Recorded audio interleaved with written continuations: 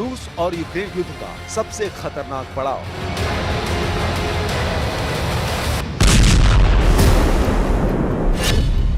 Ukraine में उठेगी तबाही की नई लहर।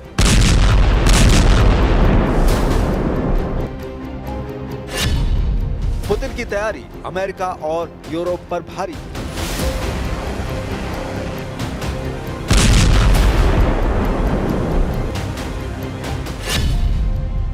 वॉर जोन से आई नए महासंग्राम की आहट।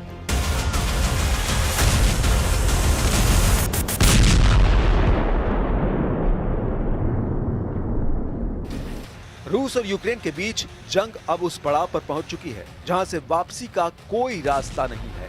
अगर कोई रास्ता है तो वो है किसी की जीत का या फिर किसी की हार का, क्योंकि जो तस्वीरें यूक्रेन के शहरों से आ रही हैं वो यही बता रही हैं कि अब पुतिन की सेना ने यूक्रेन के खिलाफ अपने मिशन को पूरा करने की तरफ कदम बढ़ा दिया है। यानी अभी तक जो जंग की तस्वीरें दुनिया देख रही थी उससे भी भयानक तस्वीरें आने वाली हैं। अभी तक रूस की सेना ने अपने बारूदी तरकश के जिन हथियारों को छिपा रखा था वो अब बाहर आने वाले हैं और ये तस्वीरें इसी तरफ इशारा कर रही हैं। रूस और यूक्रेन की जंग अब उस खतरनाक मोड़ पर है जहां हर अगला कदम विनाश की एक नई कहानी लिख रहा है। I do not even know what to say, honestly. I work at a local market. We know all the local people. They used to shop with us.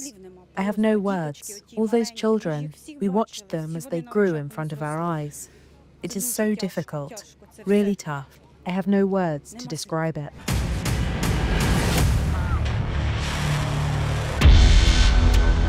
Putin की सेना अब सिर्फ फ्रंट लाइन पर नहीं बल्कि सीधे यूक्रेन के दिल पर वार कर रही है। कीव से लेकर खार्किव और डोनेस्क तक आसमान में सिर्फ मिसाइलों की आवाज है और जमीन पर मलबे के ढेर। महज एक हफ्ते में रूस ने हाई प्रिसिशन हथियारों और ड्रोन से 7 बड़े ग्रुप स्ट्राइक किए। टारगेट साफ थे, यूक्रेन की ताकत को जड़ से खत्म करना। हथियारों के कारखाने, एयरबेस, मिसाइल स्टोरेज डिपो और फ्यूल डिपो सब कुछ तबाह कर दिया गया। यानी यूक्रेन की उस ताकत पर हमला किया गया जिसका इस्तेमाल अब तक रूस के खिलाफ किया जा रहा था।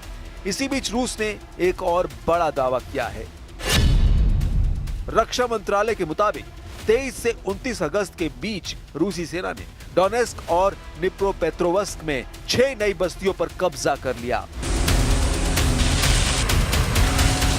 इसका मतलब है कि धीरे धीरे रूस यूक्रेन के नक्शे से गांव और कस्बे मिटाता जा रहा है। ये सिर्फ इलाकों पर कब्जा नहीं बल्कि मनोवैज्ञानिक दबाव भी है, क्योंकि हर बस्ती पर कब्जे के साथ यूक्रेन के लोगों में डर गहराता जा रहा है। लेकिन यूक्रेन भी चुप नहीं है। रूसी हमलों के कुछ ही घंटों बाद जेलेंस्की की सेना ने रूस के ब्रांस्क क्षेत्र में एक डीजल फ्यूल डिस्ट्रीब्यूशन स्टेशन को उड़ा दिया। ये वही स्टेशन था जो रूस के सैनिकों को ईंधन सप्लाई करता था। यूक्रेन का संदेश साफ था, अगर रूस हमारी सप्लाई लाइन तोड़ेगा तो हम भी रूस की सप्लाई लाइन को निशाना बनाएंगे। फिर भी जंग का पलड़ा भारी दिख रहा है रूस के पक्ष में। वजह साफ है, पोक्रोवस्क दिशा। यहाँ रूस ने करीब 1 लाख सैनिक तैनात कर दिए हैं। हथियारों का जखीरा जुटा लिया गया है और यूक्रेनी खुफिया रिपोर्टों के मुताबिक रूस जल्द ही इस दिशा में सबसे बड़ा जमीनी हमला कर सकता है।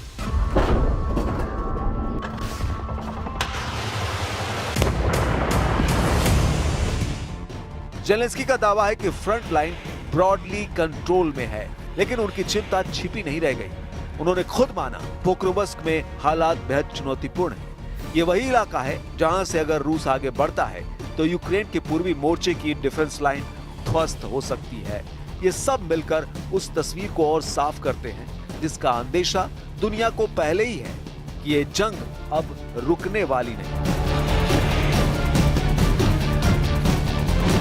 रूस और यूक्रेन दोनों ही अपने अपने पत्ते पूरी ताकत से खेल रहे हैं। पुतिन ने अपने सैनिकों को तैयार कर दिया है और यूक्रेन अपने हर जवाबी वार में यह दिखाना चाहता है कि वो अभी भी जंग के मैदान में खड़ा है। लेकिन सच्चाई यही है, जंग में जीत किसी बयान से नहीं बल्कि हथियार से तय होती है। और इस वक्त रूस के हथियार, रूस की ताकत, रूस की रणनीति सब यूक्रेन पर भारी पड़ रही है। आने वाले दिन इस संघर्ष को और भी भयावह बनाएंगे, क्योंकि अब तक जो बम गिरे वो सिर्फ शुरुआत थी। असली महासंग्राम अभी बाकी है। और शायद यही वजह है कि यूक्रेन के राष्ट्रपति वोलोदिमीर ज़ेलेंस्की को इस आने वाली महातबाही का पता चल चुका है। Те, що ми хочемо, щоб ці гарантії безпеки від країн Європи, ключових принаймні, і від Сполучених Штатів Америки були підтримані парламентами відповідно і Конгресом, так, ми хочемо юридично зобов'язуючі гарантії безпеки. Ми не хочемо Будапештський меморандум. Ми не хочемо Мінські угоди. रूस और यूक्रेन की इस भीषण जंग में अब सबसे बड़ा सवाल उठ रहा है, यूरोप और अमेरिका की भूमिका कहां है? क्या पश्चिम ने यूक्रेन को अकेला छोड़ दिया है? पिछले एक हफ्ते में कीव पर हुई बमबारी ने पूरे यूरोप को झकझोर दिया, लेकिन यूरोपीय देशों की प्रतिक्रिया महज बयानबाजी तक सिमटी रही। ब्रिटेन ने रूस के राजदूत को तलब किया, फ्रांस ने गंभीर चिंता जताई, जर्मनी ने गहरी निंदा की, लेकिन जमीन पर कोई ठोस कदम नहीं उठाया गया। न सैन्य हस्तक्षेप, न कोई प्रतिबंधों की कड़ी, न ही रूसी तेल गैस पर कोई ठोस पाबंदी। नतीजा साफ है, यूरोप इस युद्ध में सिर्फ तमाशबीन बनकर रह गया है। ट्रंप के अमेरिका की स्थिति और भी अजीब है। व्हाइट हाउस की बजाय ट्रंप की पॉलिटिक्स इस जंग पर हावी है। ट्रंप खुद कह रहे हैं, I am not surprised, not happy, लेकिन ये नॉट हैप्पी यूक्रेन की रक्षा नहीं कर सकता। ट्रंप बार बार दावा कर रहे हैं कि अगर वो सत्ता में होते तो रूस यूक्रेन की जंग 24 घंटे में खत्म कर देते। लेकिन सच्चाई ये है कि ट्रंप की इस बयानबाजी से रूस और पुतिन को ही फायदा मिल रहा है। दरअसल यूरोप और अमेरिका की नाकामी दो स्तरों पर साफ दिख रही है। पहला, सैन्य मोर्चे पर यूक्रेन लगातार हथियारों और गोला बारूद की कमी से जूझ रहा है।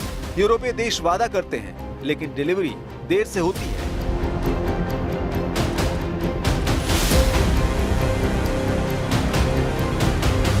अमेरिका से आने वाले एड पैकेज पर कांग्रेस में राजनीति हो रही है।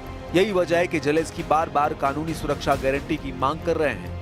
यूक्रेन की नाकामी की दूसरी वजह भी समझिए, यह है डिप्लोमेटिक मोर्चा। पश्चिमी दुनिया रूस पर दबाव बनाने के लिए पूरी तरह नाकाम रही है। पुतिन लगातार हमला कर रहे हैं, नए नए इलाके कब्जा कर रहे हैं और यूरोप की चेतावनियों को खुलेआम नजरअंदाज कर रहे हैं। ब्रिटिश काउंसिल और ईयू दफ्तर पर हुए हमले इसका जीता जागता सबूत है। जब अंतर्राष्ट्रीय संस्थाओं तक पर हमले हों और फिर भी पश्चिम सिर्फ चिंता जताए, तो ये सीधे सीधे फेल्योर है। Домагатися миру через силу, цей термін він був озвучений президентом Трампом, ми його повністю підтримуємо. Неможливо сьогодні щось робити без припинення вогню. І це те, що сталося минулої ночі, це є фактом. Я мав можливість навіть продемонструвати пану Віткофу фото, що сталося, фоторуйнування, загибель наших людей. Також ми говорили про те, що ми працюємо з нашими американськими і європейськими партнерами над гарантіями безпеки. Це дуже важливо, і без них неможливо дивитися вперед. І сьогодні Україна і українці, безумовно, потребують дуже чітких і дуже сильних гарантій безпеки. І саме про такі гарантії безпеки ми говоримо.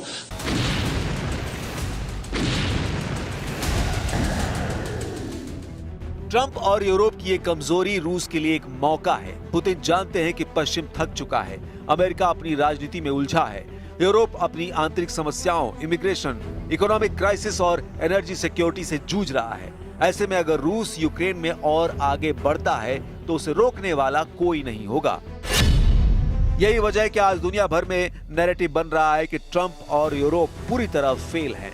ज़ेलेंस्की को उम्मीद थी कि पश्चिम उनके लिए ढाल बनेगा, लेकिन अब वही पश्चिम सवालों के घेरे में है। इस युद्ध का असली सच यही है कि जब बड़े देश राजनीतिक बयानबाजी और कूटनीतिक दिखावे में उलझ जाते हैं, तब छोटे देश युद्ध भूमि पर अकेले पड़ जाते हैं। और इस वक्त यूक्रेन उसी अकेलेपन का सबसे बड़ा उदाहरण है। लेकिन ये मामला सिर्फ यूक्रेन की बेचारगी तक सीमित नहीं है। ये हालात तमाम चुनौतियों के बीच लगातार बढ़ती रूस की ताकत और पुतिन की मजबूत इच्छा शक्ति की तरफ भी इशारा करते हैं।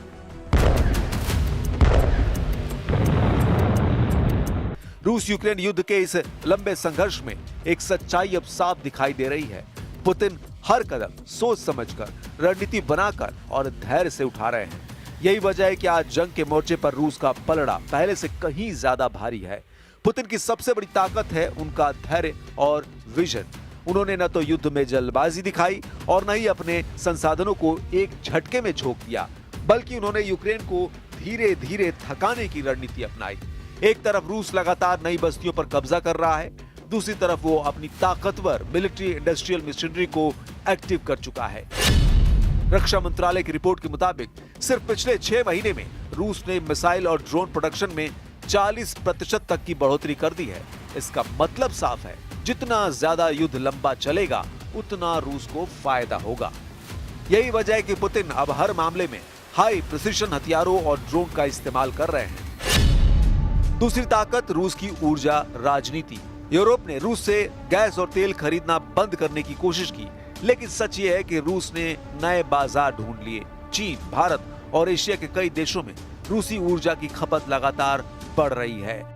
नतीजा ये कि रूस की अर्थव्यवस्था न सिर्फ टिकी हुई है, बल्कि उसके पास युद्ध को लंबा खींचने के लिए पैसों की कमी नहीं है। पुतिन की तीसरी ताकत है उनका घरेलू मोर्चा। जंग लंबी खींचने के बावजूद रूस के अंदर पुतिन की पकड़ ढीली नहीं पड़ी। सरकारी आंकड़ों और पश्चिमी खुफिया रिपोर्टों के मुताबिक रूस ने पुतिन के समर्थन का ग्राफ 70% से ऊपर बना हुआ है।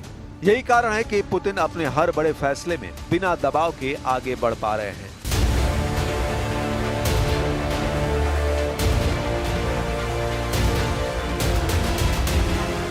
इसके अलावा पुतिन की कूटनीतिक रणनीति भी पश्चिम के लिए बड़ी चुनौती है।